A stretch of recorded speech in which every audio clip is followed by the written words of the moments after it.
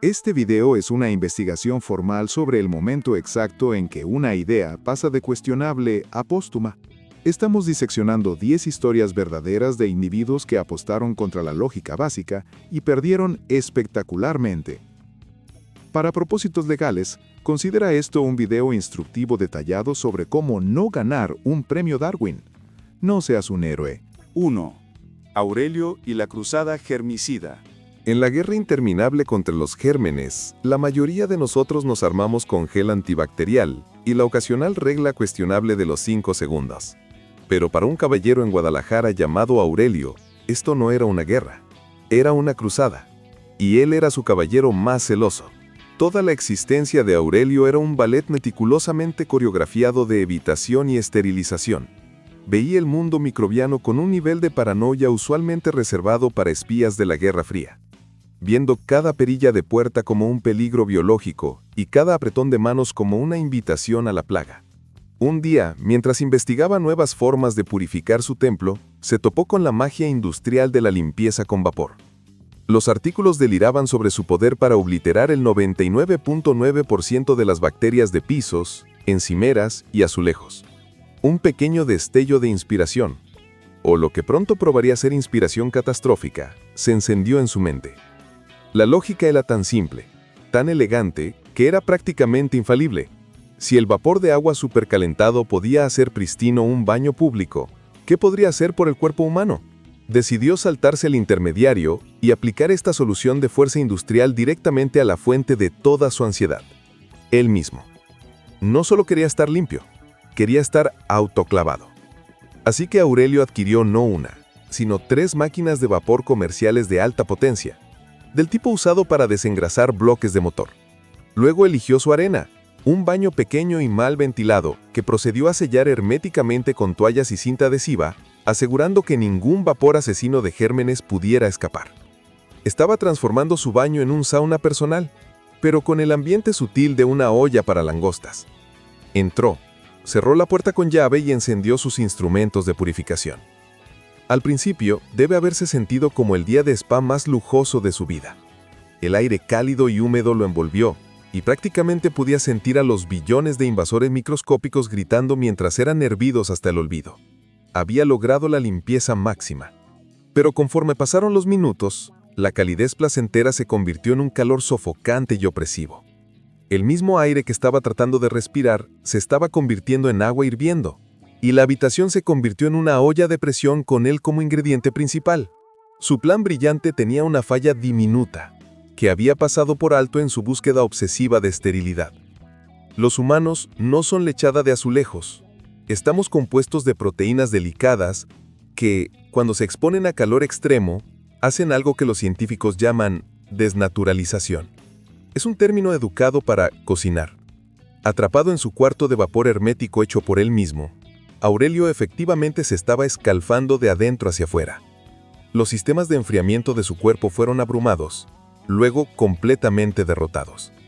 Para cuando alguien lo encontró, el baño era el ambiente más estéril imaginable, y Aurelio era el cadáver más limpio y completamente cocido que las autoridades locales habían visto. Un testimonio trágico a la idea de que sí, puedes, de hecho, estar demasiado limpio para tu propio bien. 2. Luis y el salto suicida. Algunos lugares en la Tierra son simplemente la forma que tiene la naturaleza de decir, mantente fuera. El Cerro de la Silla en Nuevo León es uno de ellos. Es una trampa mortal vertical de hielo y roca que ha masticado y escupido a algunos de los montañistas más hábiles de la historia. Demanda respeto, precaución y una dosis saludable de miedo. Nuestro siguiente concursante, Luis, no poseía ninguno de estos. Lo que sí tenía era una GoPro, un hambre insaciable por validación en redes sociales y una idea que era igualmente ambiciosa e idiota. Decidió que el mundo necesitaba un nuevo deporte: salto basado en esquí. La visión era gloriosa. Esquiaría por una cara imposiblemente empinada del Cerro de la Silla. Se lanzaría al abismo. Haría algunos trucos en el aire para el reel destacado, luego elegantemente abriría su paracaídas.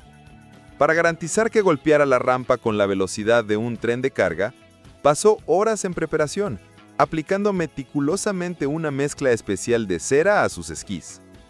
Trató esta tarea con el enfoque de un científico de la NASA obsesionado con coeficientes de fricción y dinámicas de deslizamiento. Su plan de supervivencia, mientras tanto, aparentemente consistía en solo encogerse de hombros y esperar lo mejor. Ignoró completamente un concepto fundamental que la mayoría de los niños pequeños entienden después de correr en un día ventoso.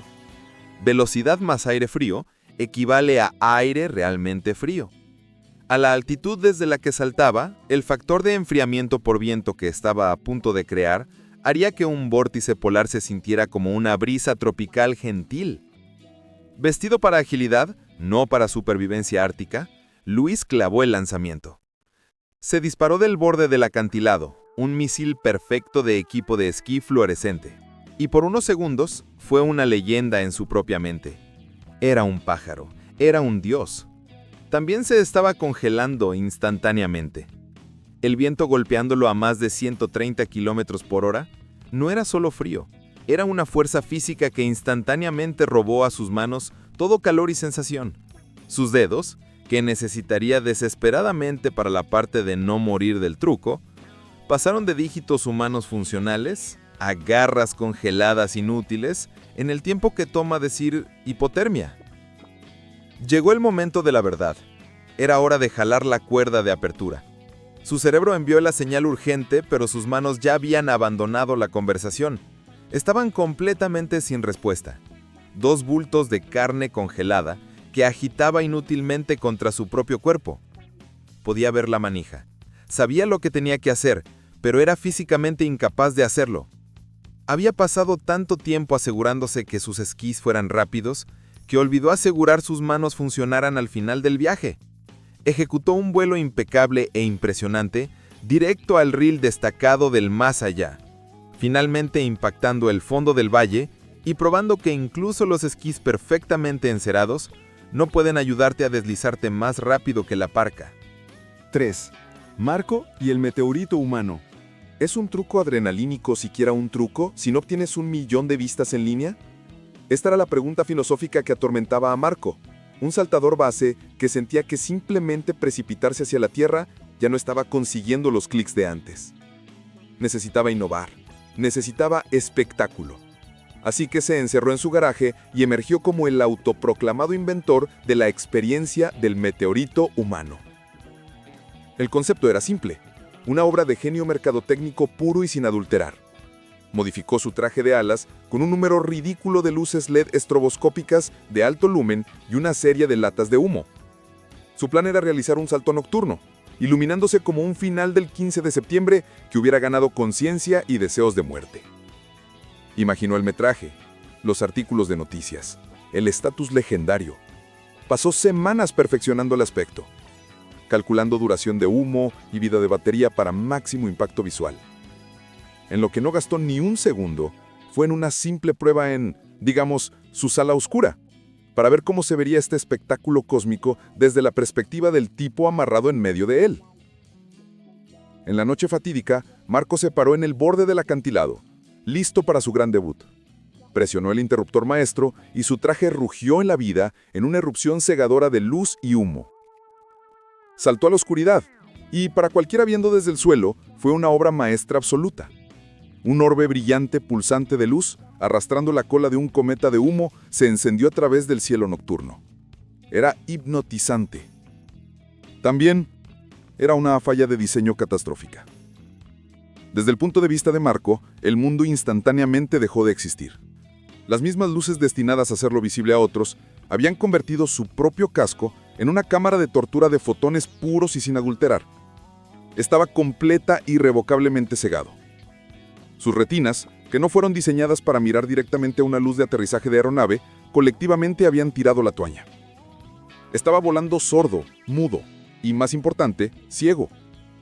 Cada instrumento, cada lectura de altitud y, críticamente, la cuerda de apertura para su paracaídas estaba completamente borrada en un resplandor desorientador e infernal.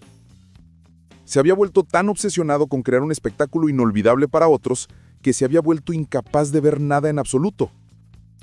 Ahora era solo un pasajero en su propia procesión fúnebre deslumbrante de alta velocidad. Su espectáculo de luces de un hombre llegó a una conclusión abrupta y muy oscura, cuando voló directamente a una cara de acantilado de granito, proporcionando un final que fue menos meteorito humano y más bicho en parabrisas. 4. Ricardo y el desafío de la salsa de pescado. En el gran coliseo digital del Internet no hay moneda más valiosa que volverse viral. Es una forma fugaz y caótica de fama que ha inspirado a la gente a bailar junto a autos en movimiento, comer detergente para ropa y generalmente tratar las leyes tanto del hombre como de la naturaleza como sugerencias opcionales. Nuestro siguiente contendiente para el trono digital era un adolescente de Veracruz llamado Ricardo. Un joven que vio el monte Everest de las malas ideas y decidió que había nacido para escalarlo. Quería sus 15 minutos de fama y estaba dispuesto a intercambiar toda una vida de células cerebrales funcionales para conseguirlos. Su camino elegido hacia la gloria era un nuevo concurso casero que denominó el desafío de la salsa inglesa.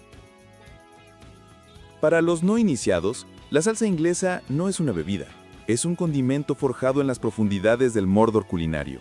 Una bomba de sal hiperconcentrada líquida hecha de anchoas fermentadas. Unas gotas pueden sazonar toda una olla de sopa. Una botella entera, mientras tanto, contiene suficiente sodio para momificar a un faraón. Ricardo, flanqueado por su equipo de apoyo de amigos igualmente brillantes con smartphones, vio esta botella no como un agente saborizante, sino como un trofeo. Las reglas eran simples. Beber toda la cosa en menos de un minuto. Con las cámaras rodando, Ricardo puso la botella en sus labios y comenzó a beber. Su cara una máscara contorsionada de pura determinación y arrepentimiento instantáneo. El sabor era probablemente indescriptible. Un perfil de sabor en algún lugar entre un bloque de sal y una red de pescar vieja. Pero siguió adelante. Impulsado por el canto de sirena de futuros likes y shares, golpeó la botella vacía en la mesa, un campeón. Se golpeó el pecho, deleitándose en los vítores de sus amigos. Era una leyenda. Por 30 segundos gloriosos, fue el rey del mundo. Y entonces el departamento de contabilidad de su cuerpo comenzó a hacer los números. La inundación bíblica de sodio que acababa de inyectarse directamente en su sistema no solo entró en su torrente sanguíneo, organizó un golpe violento. Su sistema, en un intento desesperado de diluir el apocalipsis salino, comenzó a extraer agua de cada célula disponible. Esto causó que su volumen de sangre se expandiera a una velocidad aterrorizante, convirtiendo sus venas y arterias en mangueras de bomberos sobrepresurizadas. Su presión arterial no solo subió, se lanzó a la estratosfera. La sonrisa triunfante de Ricardo rápidamente se derritió en una mirada de horror que amaneció cuando una sensación similar a una granada detonando detrás de sus ojos tomó control.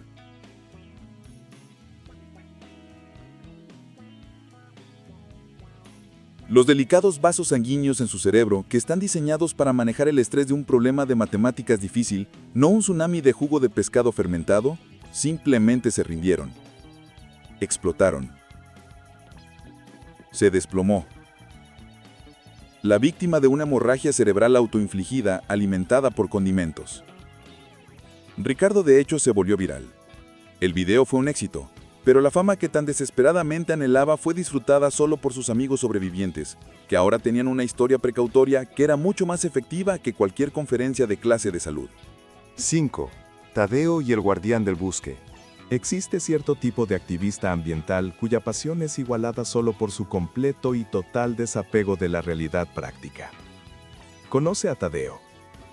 Tadeo amaba la naturaleza, amaba los árboles, amaba la tierra, amaba la idea misma de ser un guardián noble de la naturaleza. Lo único que no parecía amar era escuchar a gente que realmente sabía de lo que estaba hablando. Su enemigo jurado era una compañía maderera local que veía como una horda voraz de monstruos devoradores del planeta. Cuando se enteró de que estaban planeando limpiar una sección de bosque en una ladera notoriamente inestable, supo que tenía que hacer una protesta. Tramó un plan que era audaz, simbólico y profundamente estúpido. Se convertiría en un druida moderno, viviendo en el dosel de una secuoya antigua magnífica para prevenir que los madereros la cortaran. Empacó su granola, su cargador solar para teléfono y su sentido inquebrantable de autorrectitud y escaló el gigante. Lo que Tadeo había fallado en notar en su prisa por volverse uno con los árboles fueron las numerosas señales muy grandes y muy brillantes que los madereros habían puesto. Estas señales, junto con la X roja brillante pintada en el tronco de su árbol elegido, no lo estaban marcando para una tala rutinaria. Lo estaban marcando para una remoción de emergencia. Los madereros veraz no eran villanos en una caricatura. Eran profesionales que habían identificado este árbol específico glorioso como una responsabilidad catastrófica. Su sistema de raíces había sido comprometido por erosión y estaba ubicado en el medio de una zona de deslizamiento bien documentada. No estaban tratando de matar al árbol, estaban tratando de evitar que matara a alguien cuando inevitablemente se volcara. Pero Tadeo vio esto como propaganda corporativa. Desde su percha 30 metros arriba, blogueó sobre el alma del bosque y publicó selfies con el hashtag protector de árboles. Todo mientras ignoraba alegremente el hecho de que su santuario era una bomba de tiempo. Una semana después de su protesta, el universo decidió opinar. Una serie de lluvias fuertes saturó la ladera ya inestable. El suelo, que tenía la integridad estructural de avena húmeda, finalmente cedió. Con un gemido que resonó por el valle, la tierra bajo el árbol de Tadeo se disolvió en un río de lodo. Las raíces comprometidas se partieron, y la secuela colosal a la que se había encadenado comenzó a caer. No con el estrépito de la sierra de un maderero, sino con la fuerza lenta, majestuosa e imparable de la gravedad misma. Tadeo, el autodesignado guardián del bosque, fue matado instantáneamente cuando su fortaleza aérea se convirtió en su lápida. Irónicamente, probando que los madereros habían tenido la razón todo el tiempo, y ahorrándoles una cantidad considerable de trabajo en el proceso. 6. Kevin y el GPS delator. ¿Alguna vez has tenido uno de esos días donde tomas una mala decisión y luego pasas el resto del día tomando una serie de decisiones progresivamente peores para tratar de arreglar la primera? Bueno, conoce a Kevin, un hombre que construyó toda una carrera fuera de este principio. Kevin era un ladrón menor, y una tarde soleada divisó su oportunidad dorada. Una unidad GPS de aspecto elegante sentada en el tablero de un auto de lujo sin cerrar. En su mente esto era una puntuación rápida, 100 pesos fáciles. Arrebató el dispositivo, se lo metió bajo la camisa y salió corriendo, sintiéndose como un genio criminal. Su primer error fue robar algo. Su segundo, y mucho más crítico error, fue fallar en entender qué exactamente había robado. Pensó que tenía una herramienta de navegación simple. Lo que realmente tenía era un soplón digital. Un pequeño Judas electrónico, equipado con una función de rastreo en vivo oculta, que en ese mismo momento estaba transmitiendo su ubicación exacta al dueño del auto y, por extensión, a la policía. Kevin, alegremente inconsciente de que estaba cargando su propia baliza, se apresuró de vuelta a su escondite, un apartamento de 4 pisos que estaba a punto de descubrir que tenía muy pocas salidas. Probablemente estabas mirando su botín, calculando su valor de reventa, cuando un golpe firme y autoritativo resonó en su puerta. El pánico se encendió en su pecho. ¿Cómo podrían haberlo encontrado tan rápido? No tenía tiempo para reflexionar sobre los misterios de la tecnología moderna. Su cerebro, que ya estaba funcionando con una bombilla de baja potencia, entró en modo de anulación de emergencia y produjo el peor plan de escape en la historia de los malos planes de escape. Ignorando la puerta frontal, la escalera de incendios y el concepto básico de quedarse quieto, decidió que su mejor ruta hacia la libertad era una maniobra atrevida estilo parkour a través de los balcones. Se subió a su propio balcón pequeño, con el corazón latiendo, y miró la brecha de 1 metro hacia el apartamento de su vecino. En las películas, el héroe hace este salto sin esfuerzo. Kevin no era el héroe en una película. Era el idiota torpe en una compilación de premios Darwin. Tomó aliento, saltó, y por una fracción de segundo estaba en el aire. Luego, la física, una ciencia que claramente había dormido en la preparatoria, hizo conocer su presencia. Sus dedos rasparon contra la barandilla del siguiente balcón. fallando en encontrar agarre. Su gran escape se convirtió en una lucha frenética y agitada contra la atracción implacable de la gravedad. La policía, que lo había rastreado con precisión satelital exacta, estaba justo a punto de derribar su puerta, cuando Kevin terminó su descenso, terminando su ola de crímenes con un impacto final y desordenado en el pavimento 4 pisos abajo. Había eludido exitosamente la captura, pero falló permanentemente el aterrizaje. 7. Jed y la inspección final. Hay ciertas herramientas que vienen con un conjunto no escrito, pero universalmente entendido de reglas. No haces malabares con motosierras. No usas una tostadora en la bañera. Y absolutamente positivamente, no miras por el cañón de un arma de fuego cargada para ver si está limpia. Esta última y quizá más importante pieza de sabiduría se perdió trágicamente en un cazador de Sonora al que llamaremos Jed. Jed era un hombre que creía que sus décadas de experiencia con su rifle le habían otorgado una inmunidad especial de las leyes básicas de la física y el sentido común. Después de un largo día en la naturaleza, se sentó en su garaje para un poco de mantenimiento rutinario en su preciado rifle de cerrojo. Pasó un trapo por él, engrasó la acción y luego decidió realizar una inspección final del cañón por cualquier obstrucción persistente. Ahora, una persona normal usaría una varilla de limpieza o un boroscopio, herramientas específicamente diseñadas para este propósito. Pero Jed era un hombre moderno, un pionero de la frontera digital. ¿Por qué usar una herramienta dedicada cuando tienes una supercomputadora multipropósito en tu bolsillo? Decidió que la mejor manera de iluminar el interior del cañón de su rifle era con la app de linterna en su smartphone. Este fue su primer error catastrófico en una sinfonía rápidamente escalante de idiotez. Su segundo fue fallar en realizar el paso más crítico del manejo de armas de fuego: confirmar que el arma estaba descargada. En su mente, estaba seguro de que había usado todas sus balas, una suposición fatal que convirtió su sesión de limpieza en un juego de ruleta rusa donde todas las cámaras estaban cargadas. Así que Jed apoyó el rifle hacia atrás, apuntando el extremo comercial directamente a su propia cara, y acercó su teléfono a la boca del cañón. Sus manos, resbalizas de aceite de arma, lucharon con la pantalla del teléfono. En su intento de tocar el pequeño icono de linterna, su dedo torpe también activó la cámara, armando el flash de alta intensidad. Se asomó al tubo de acero oscuro, un idiota mirando al abismo. Y el abismo estaba a punto de mirar de vuelta. El teléfono aceitoso entonces se resbaló de su agarre. En ese reflejo de fracción de segundo que todos hacemos para salvar nuestra computadora de bolsillo de $1,000 de un piso de concreto, Jed movió su mano hacia adelante, golpeando el gatillo del rifle. La secuencia de eventos que siguió fue instantánea y brutalmente eficiente.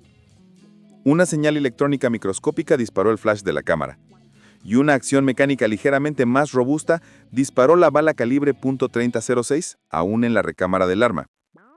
Por una fracción de segundo, Jed obtuvo exactamente lo que quería: una luz muy brillante al final del túnel. Diagnosticó exitosamente y despejó permanentemente la obstrucción en el cañón, que resultó ser un cartucho vivo. Y en el proceso, también despejó su cabeza de cualquier mala idea o pensamiento de cualquier tipo para siempre. 8. Henki y la caja misteriosa. La mayoría de la gente tiene una reacción bastante estándar al recibir un paquete misterioso sin marques en el correo. Sospecha. Si ese paquete también está haciendo tic-tac, o tiene demasiado franqueo, o está dirigido con letras recortadas de revista, esa sospecha justamente escala una situación completa de llamar a las autoridades y esconderse detrás del sofá.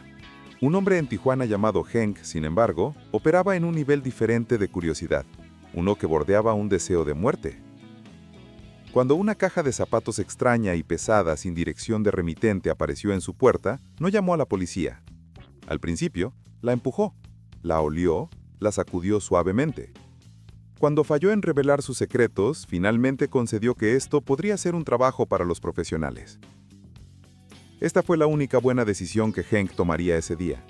Condujo el paquete sospechoso hasta la estación de policía local, caminó hasta el escritorio del frente y lo dejó caer con una mirada confundida.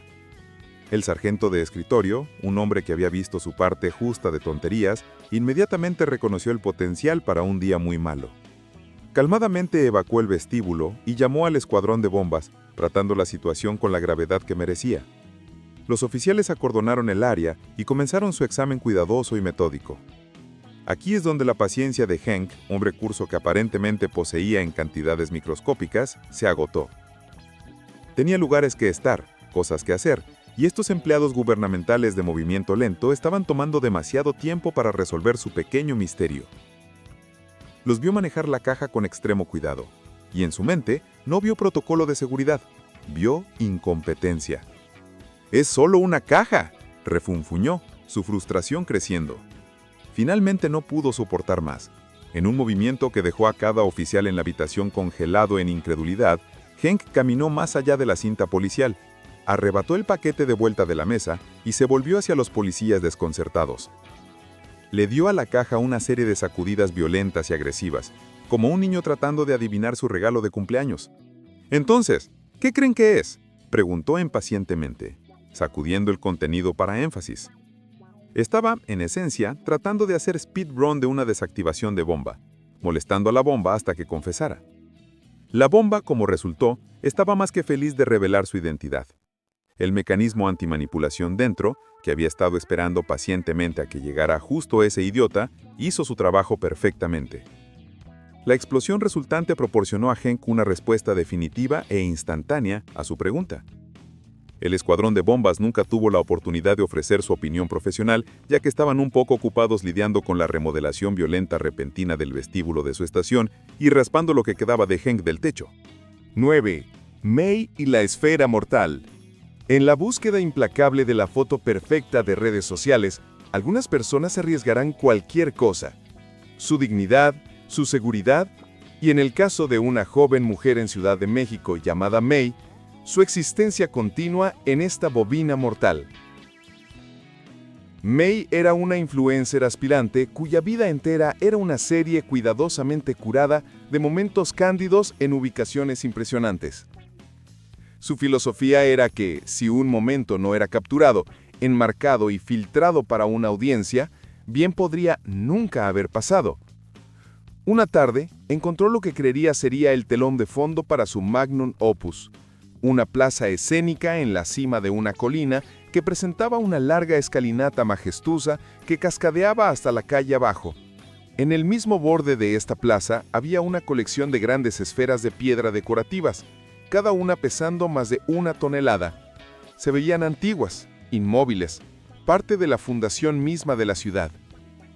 May miró una de estos gigantes de granito y no vio una pieza de paisajismo, sino un accesorio.